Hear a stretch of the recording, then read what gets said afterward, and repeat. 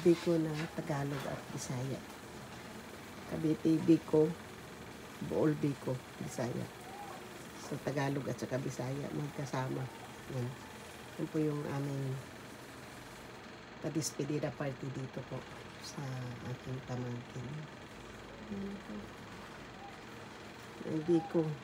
Siya naman ngayon yung, saka ito po yung aming handang inihaw na isda.